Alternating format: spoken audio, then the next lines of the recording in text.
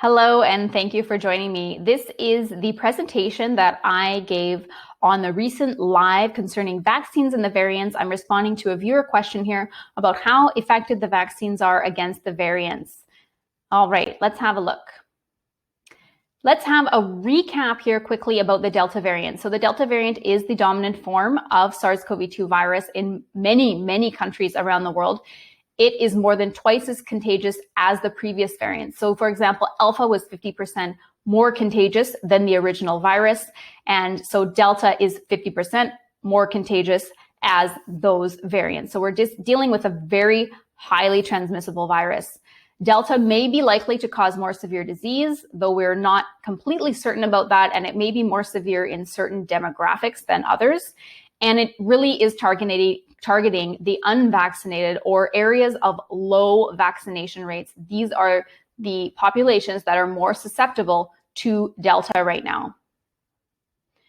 This is data from the BC CDC in British Columbia, Canada. I just wanted to show you how Delta tends to dominate. You will see these, you will see the other variants here. So the Alpha, Beta, and Gamma variant just drop right down, and you can see the almost vertical climb of Delta and how Delta has now plateaued and stays steady. It is responsible for about 99.9% of infections in British Columbia right now, and this is the story in many places around the world. COVID-19 cases per 100,000 in British Columbia. This is just a really clear example of how this virus targets unvaccinated populations. You can see the demographics on the right that are in colors. We see the 18 to 39 demographic, 40 to 59, 12 to 17, the 0 to 4, 60 to 79, 80 plus are all generally going down, though we are seeing a little rise there in the 0 to 4 age group, which are unvaccinated children. Look at that steep incline of the ages 5 to 8 age group and the ages 9 to 11 age group. We are 3 weeks into the school start, and this is where we are right now. So it just goes to show that this virus really will take off in unvaccinated populations. You can also see that there are quite a few age groups where, even though we are trending downwards as far as demographics go, the level of infection is still fairly high. And when that happens, that is going to spill over into unvaccinated populations. If those demographics were, if the infection rate was much lower, we would likely see a much, we would likely see less of a curve in the children, right? So that's just a really good visual example there. Now, the Lancet did publish an article about hospitalization, hospital admission, and emergency care attendance risk for SARS-CoV-2 Delta compared with the Alpha variant of concern. And in this study, they showed that Delta was almost twice as likely to cause hospitalization. However, there are some caveats to that in that the demographic might have been an older demographic, and I don't think that that's conclusive evidence that we could go with for now, but maybe in some demographics, in some populations, it could cause more severe disease and therefore be causing more hospitalization and possibly death. We still don't know yet to make that conclusion. The symptoms of Delta, this is part of the challenge with Delta, is that less commonly we will see a cough or a loss of smell, which we saw with the original, the wild type virus of SARS-CoV-2. It's more common with Delta to have a headache, a sore throat, runny nose, maybe a mild fever. So Delta is very much looking more like the common cold than it is an actual serious virus, say like if you were to come down with a really bad case of influenza. This is one of the challenges of Delta, is many people will think that they are healthy, and even children, and go to school with a runny nose, and then they can transmit, and it can be quite widespread. So let's look at the vaccine effectiveness of Delta. So this is from Morbidity and Mortality Weekly Report, Vision Study. So they looked at the prevention of hospitalizations. When we look at efficacy of vaccines, we really want to focus on the severe disease hospitalizations and death. Moderna is showing to be about 95% effective, Pfizer 80% effective, and the J&J vaccine 60% effective. That's still significant, but it is significantly lower than the mRNA vaccines. Are the Sputnik and Sinopharm vaccines effective against Delta? This was a question that a viewer asked me, and so I wanted to address that.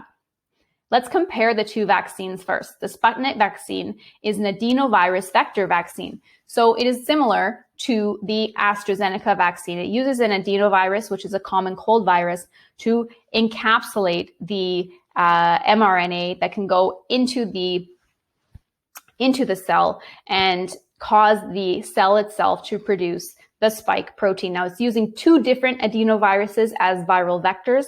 These viruses are weakened, so they cannot replicate and they cannot actually cause any kind of illness. The Sputnik vaccine has already been authorized in 68 countries. Sinovac, on the other hand, is an inactivated vaccine. So they've actually grown this virus in monkey kidney cells. Then they've rendered it inactive by dousing it with a chemical, and they've also added an adjuvant. It's an aluminum-based adjuvant into the vaccine, and that helps to stimulate the immune response. And the idea behind that is that it helps to increase efficacy. Sometimes that works, sometimes it doesn't work very well, but they've added the adjuvant in there. So as far as efficacy goes, the Sputnik vaccine they're reporting 95% Delta dominance during the clinical trials, and following 14,000 people, the Sputnik vaccine was shown to be 81% effective against hospitalization and prevention of severe lung injury. I do not believe that this has been peer reviewed yet, so take that data with a grain of salt. Now, the Sinovac vaccine, they followed an outbreak in Guangzhou, China, so in the southernmost part of China.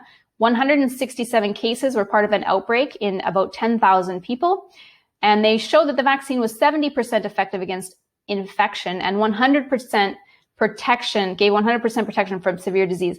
That's a very small sample size that has not been peer reviewed, and I would say that's far from conclusive. 70% efficacy is still significant though. Even if it was 60%, it would still be worth looking at. So let's look a little bit closer at this. So there was an outbreak in Bahrain, and with Bahrain and Columbia University, they looked at a time from May to August when there was Delta dominance in the population.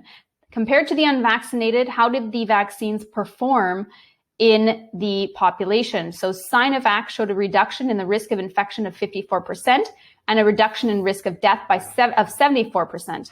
AstraZeneca showed a reduction in risk of infection of 70% and a reduction in the risk of death by 90%.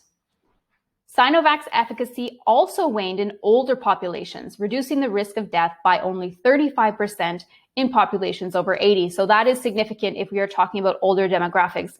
We said very early on that we would start to see vaccines that worked better in some populations and then not as good in others. And so we are seeing that the mRNA vaccines do have some caveats, such as myocarditis in men who are of a younger age group. We are seeing things like Sinovac, whose efficacy is waning quite significantly. Sinovac and Sinopharm were number 1 and 3 in the most used vaccines in the world. 693 million shots have been given to foreign countries, including 2 million domestically in China. So these vaccines, though not as effective, are going to be a very powerful tool in helping to vaccinate and protect the world from this virus. China also has the capacity to produce 5 billion vaccines per year, and they're currently shipping millions of doses of vaccines to COVAX, which is the fund that gives vaccines to poorer countries throughout the world. Countries who cannot afford them do not have access to the vaccine. So this is also significant. What vaccines is Canada recognizing right now? As if you come to Canada and you want to be recognized as a fully vaccinated traveler and be exempt from extra PCR testing as well as quarantine, these are the vaccines that Canada is currently accepting. They're accepting Pfizer, Moderna, AstraZeneca, and Johnson & Johnson. So you will see that the Sputnik vaccine, the CoronaVac vaccine, so the Sinopharm vaccines are not right now being recognized in Canada. So if you do come to Canada with these vaccines, you will have to undergo the mandatory quarantine as well as extra testing. And there are a few other things that go along with that. All right, thank you so much. If you've enjoyed this presentation, you can proceed on to the live that we just recorded, where I answer a lot of your questions about the vaccines, efficacy, masking, and a lot of great questions that came up during this week's live. So thank you all for joining me. Thank you for enjoying the presentation. Let me know what your questions are in the comments.